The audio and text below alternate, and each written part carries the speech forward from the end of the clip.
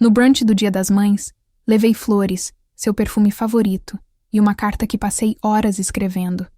Mas então vi tudo o que dei a ela enfiado em um saco de lixo perto da garagem. Saí cedo e fiz isso na manhã seguinte. Ela estava ligando, sem parar. Este ano, pensei que talvez, só talvez, seria diferente. Não perfeito, nem ótimo, mas mais suave. Não sei por quê. Talvez porque eu estivesse trabalhando tanto que não tive tempo para pensar muito sobre isso. Ou talvez porque eu recentemente a ajudei com os impostos e ela realmente disse obrigada e não soou forçado. Ou porque quando mandei mensagem para ela na semana passada para confirmar o brunch, ela respondeu com uma carinha sorridente. Não um emoji, 2 pontos e um parênteses. Algo familiar da velha guarda, como ela costumava me mandar mensagem, no ensino fundamental, antes de tudo mudar. Então sim, eu me permiti ter esperança.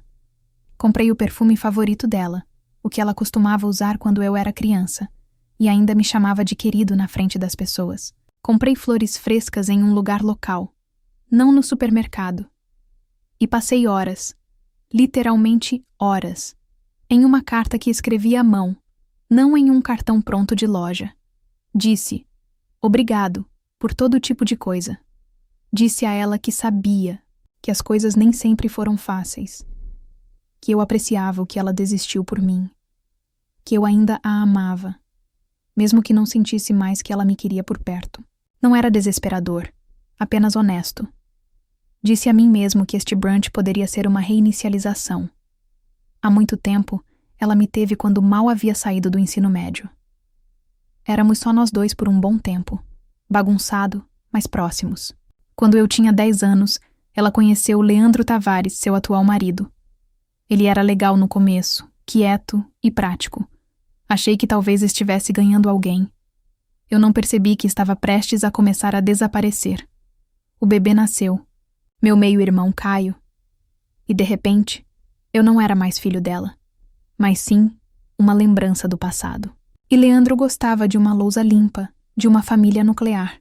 Dava para perceber pelo jeito que ele chamava de nosso menino, mas só dizia que eu era enteado quando alguém perguntava.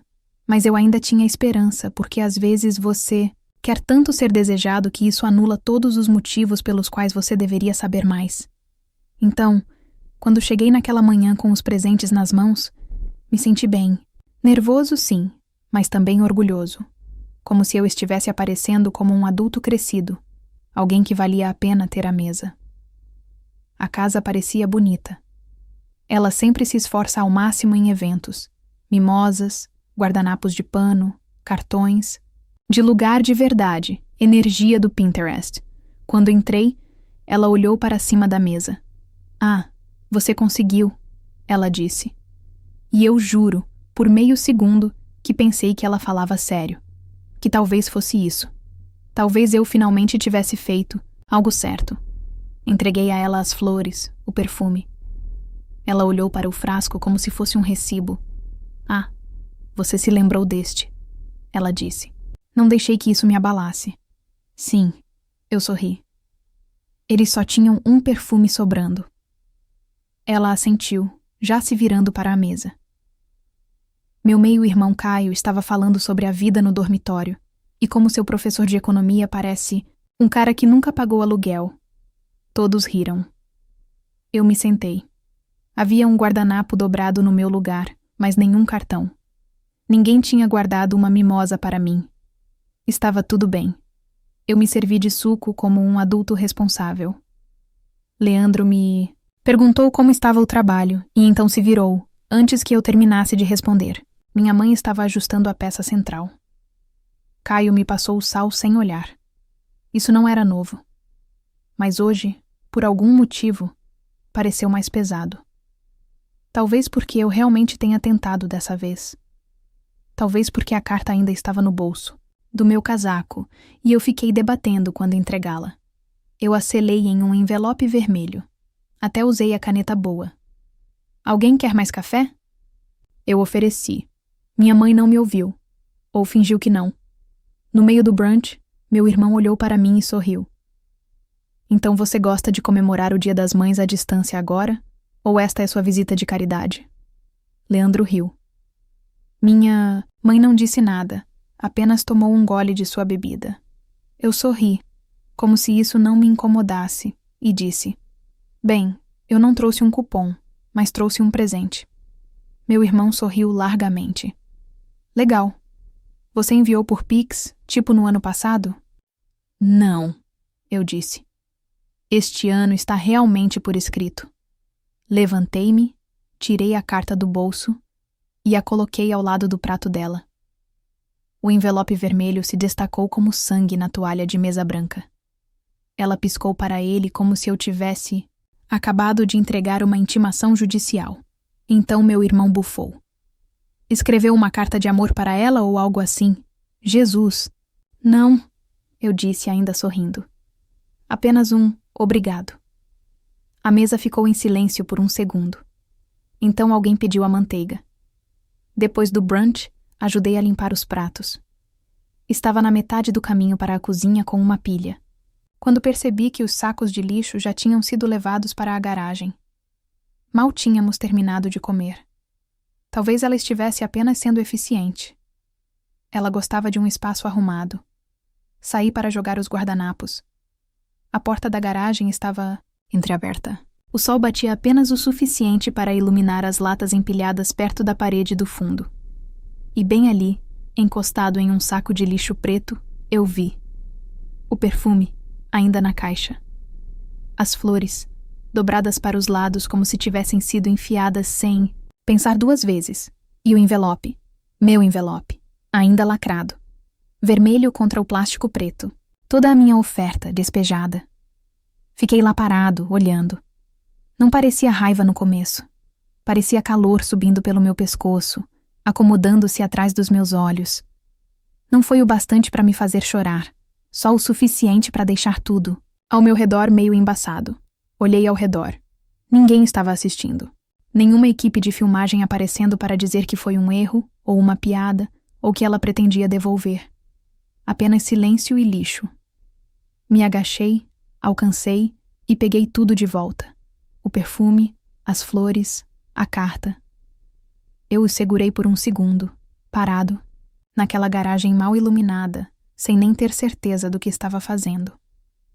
Talvez fosse instinto, talvez fosse orgulho, talvez eu não pudesse suportar a ideia do meu amor apodrecendo sob borra de café e cascas de ovo.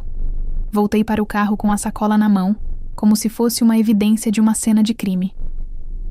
Fiquei lá por 1 minuto, motor desligado, carta no banco do passageiro. Que coisa estúpida de se escrever, pensei. Obrigado pelos anos que você me deu. Sei que não foi fácil, mas você fez o seu melhor. Estou orgulhoso da mulher que você se tornou. Encarei o envelope. Então dirigi para casa.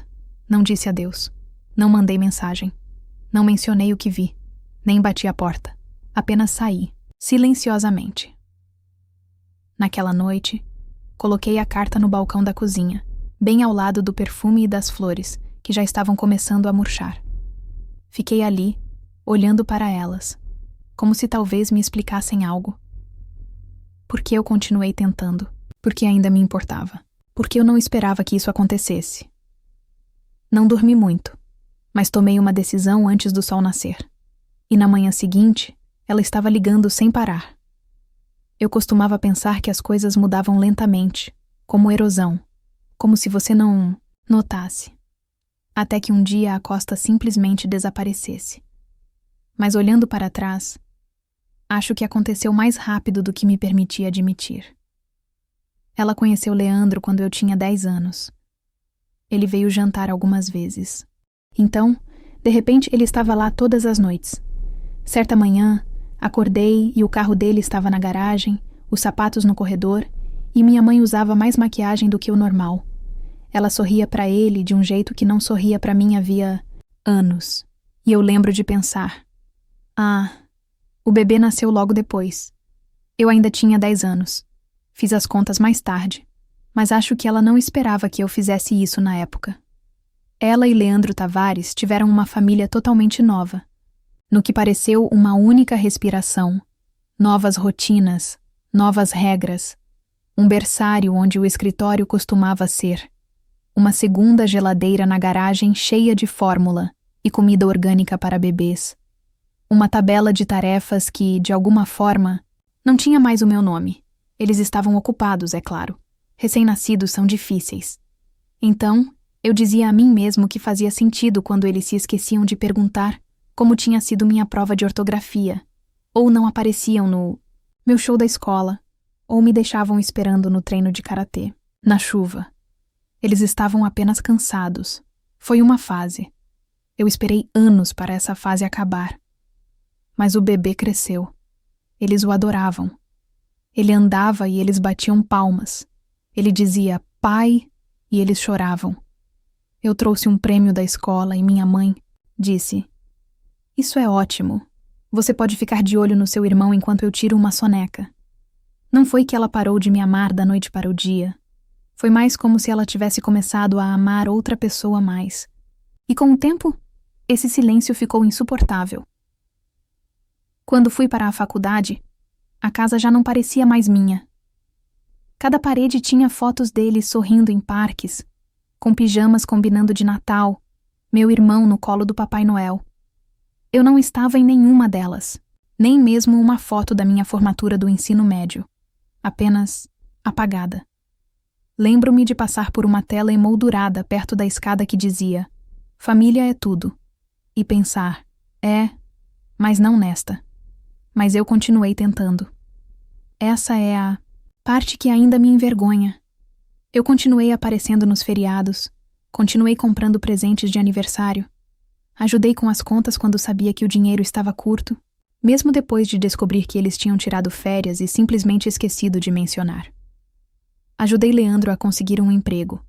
Usei meus contatos para recomendá-lo para uma vaga de atendimento ao cliente para a qual ele não tinha qualificações reais. Ele arrasou na entrevista. Carisma é muito importante quando ninguém está checando os fatos. Eles nunca disseram às pessoas que eu ajudei. Tudo bem. Eu dizia a mim mesmo que não estava fazendo isso para obter crédito, mas para me manter conectado. Para sentir como se eu ainda fosse deles, mesmo quando consegui meu próprio apartamento e um emprego decente. Eu ainda visitava, ainda ligava, ainda mandava mensagens para minha mãe em quartas-feiras aleatórias, só para dizer: "Espero que seu dia esteja indo bem." Às vezes, ela respondia. Às vezes, me deixava esperando por dias. Mas quando ela respondia, era como oxigênio. Uma vez, ela me mandou uma mensagem depois que eu ajudei a resolver alguns papéis do seguro e escreveu: "Você sempre aparece. Obrigada." Eu reli aquela mensagem por semanas. Não me orgulho disso, mas acho que, se você já se sentiu invisível para alguém que costumava te considerar o centro de tudo, você entende. É por isso que neste ano, aquele brunch doeu tanto. Porque eu me deixei acreditar que talvez tivéssemos virado a página. Ela enviou uma carinha sorridente na mensagem confirmando o convite. Ela me agradeceu depois que ajudei com os impostos. Ela não me pediu dinheiro naquele mês. Pensei que talvez as coisas estivessem se estabilizando. Talvez ela estivesse amolecendo novamente. E por um segundo, naquela manhã, parado na varanda dela, com flores, uma carta e o perfume que ela costumava usar quando eu era criança, eu me senti como um filho de novo. Então, ela riu da piada do meu irmão sobre eu ser meio família e não disse uma palavra quando Leandro me interrompeu no meio da frase e mudou de assunto para algo sobre opções de ações. Ela mal olhou para o envelope quando eu entreguei a ela.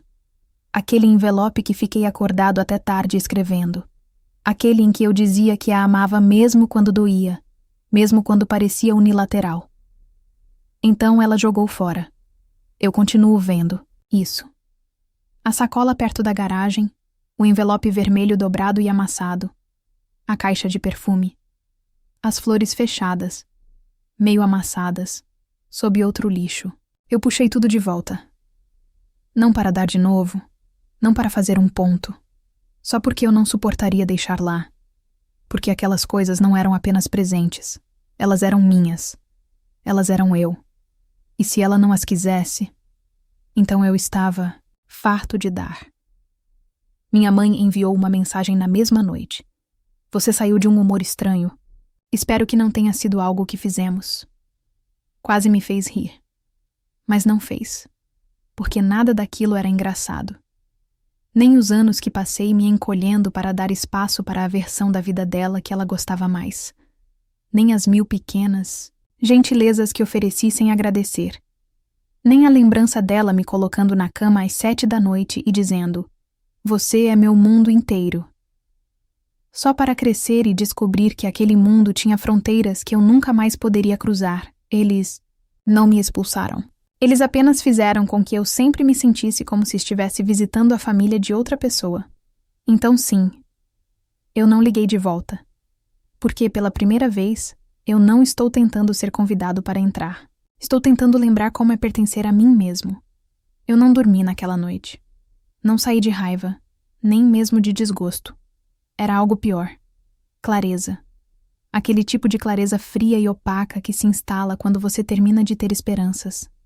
Por volta das 2 da manhã, entrei na minha cozinha e alinhei os 3 presentes no balcão. O perfume, as flores, a carta. Eles pareciam menores agora, mais tristes, como relíquias de uma versão de mim mesmo que eu não reconhecia mais. Fiquei olhando para o envelope por um longo tempo, amassado pelo saco de lixo, ainda lacrado. Eu não o abri. Não precisei. Eu sabia exatamente o que dizia. Primeiro, abri meu laptop. As contas de serviços públicos. Entrei nas contas que eu estava pagando discretamente. Gás, água, luz. E agendei os pagamentos finais para o mês. Depois, removi meu nome de tudo e fechei os débitos automáticos. Depois, a conta da mensalidade que eu tinha oferecido para ajudar a cobrir o próximo semestre do meu irmão. A transferência ainda não tinha sido feita. Estava agendada para o dia 15. Eu a cancelei. O e-mail de confirmação tornou isso real. Então, abri um novo e-mail e o enderecei para minha mãe. Assunto: Dia das Mães. Corpo. Só um aviso. Coloquei um envelope com dinheiro dentro da carta que te dei. Era para pagar a mensalidade do Caio. Imaginei que você saberia o que fazer com ele. Espero que não se perca. Cliquei em enviar, depois desliguei meu laptop, fiz chá que não bebi e fiquei sentado em silêncio. Deixá-la sentada com ele foi melhor do que gritar. E com certeza, às 8h12, o texto começou a chegar. Espere. O que você quer dizer com dinheiro? Eu não vi nenhum envelope dentro. Você está falando sério? Oh, meu Deus. Quanto tinha aí? Eu vou olhar agora, então. As ligações repetidas. Eu vi a tela acender e escurecer. Correio de voz após correio de voz se acumulando como pequenos ataques de pânico. Eu não atendi. Deixei ela entrar em pânico. Deixei ela refazer cada passo em sua cabeça.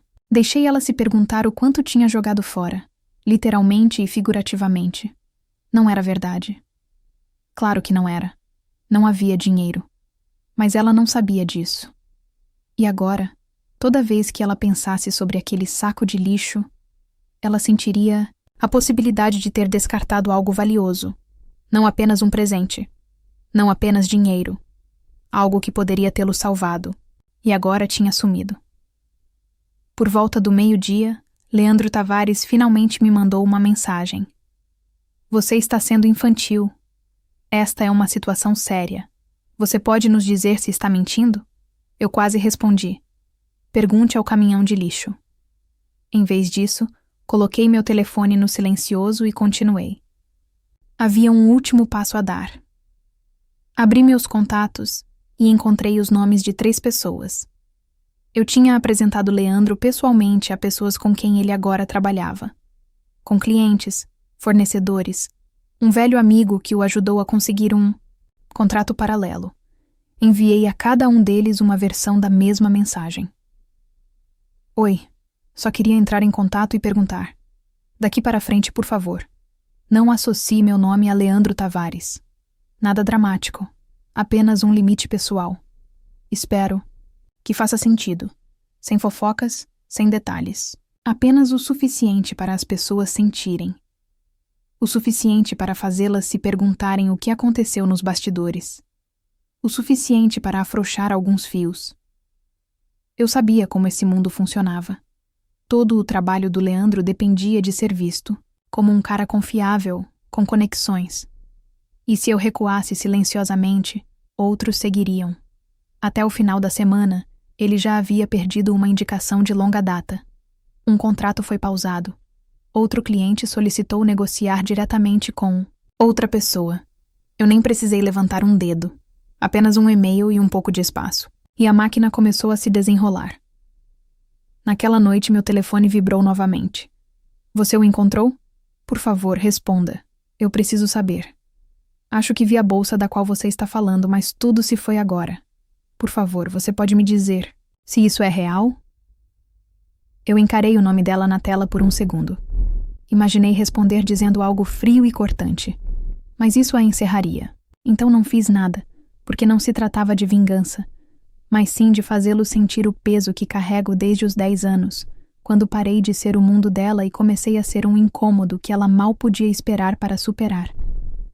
Tratava-se de vê-los, lutar no silêncio, e finalmente perceber o que venho tentando dizer há anos. Você não pode continuar apagando alguém e esperar que ele fique leal. Eu sei que menti. Eu sei que você sabe que joguei o envelope fora. Mas a dor, a abstinência, o abandono... Isso era real. E pela primeira vez na minha vida, eles não puderam ignorar. Minha mãe me deixou uma mensagem de voz naquela noite. Sua voz estava trêmula. Ainda não estava chorando, mas você podia ouvir o desespero vazando através de sua compostura. Por favor, me ligue. Por favor. Eu não sabia. Eu não vi isso. Eu nunca teria feito se eu soubesse o que tinha lá. Só me ligue, ok? Me desculpe. Se eu... Por favor, ligue. Ela não disse eu te amo. Ela não disse eu sinto muito, como se quisesse dizer isso. Apenas entrou em pânico, como alguém percebendo que perdeu algo importante e não conseguia lembrar onde colocou. Eu ainda não respondi. Na manhã seguinte, minha tia me mandou mensagem. Aparentemente, minha mãe ligou chorando para ela. Disse que eu estava sendo cruel, reservado e difícil. A mensagem da minha tia era só uma linha. Se eu fosse você, eu também não responderia. Essa, na verdade, me fez sorrir. Porque pela primeira vez, alguém viu. Realmente viu o quanto eu tinha dado. O quão pouco eu tinha recebido, com que calma eu tinha aceitado ser nada. Até que se tornou insuportável. Naquele fim de semana, empacotei os presentes e os guardei no meu armário. Não porque eu quisesse ficar com eles, mas porque eu também não estava pronto para jogá-los fora. Eles não eram mais lembretes dela, eram lembretes de mim, da versão de mim mesmo que continuava tentando. E agora eu não estava mais tentando, eu já tinha terminado. Na segunda-feira, ela parou de perguntar se eu estava bem e começou a exigir respostas. Suas mensagens iam de: sinto muito que você esteja chateado, para você precisa parar com isso agora. Leandro me enviou um e-mail diretamente, em tom profissional, como se estivéssemos negociando um contrato, em vez de desembaraçar uma década de ressentimento enterrado. Ele disse que minha decisão de me desligar estava afetando seu trabalho e que ele esperava que eu reconsiderasse, pelo bem da estabilidade da família. Ele quis dizer: seu silêncio está me custando dinheiro. Eu não respondi. Então Caio se envolveu. Ele enviou uma mensagem de voz que começava com: olha, eu sei que as coisas nunca foram perfeitas. E terminava com: mas falando sério, você está arruinando a vida da minha mãe por causa de algum lixo? Essa quase me fez rir. Algum lixo. Sim, esse era o problema, não era? Eles passaram anos me tratando como uma bagunça. Algo para encaixotar e jogar no sótão para não estragar a estética. Agora que eu tinha ido embora, de repente eles não conseguiam mais funcionar. E ainda assim, eu não disse nada. Não me vangloriei. Não reclamei nas redes sociais. Não enviei uma última: aqui está tudo o que você fez. Eu simplesmente parei de interpretar o papel. E isso os deixou loucos.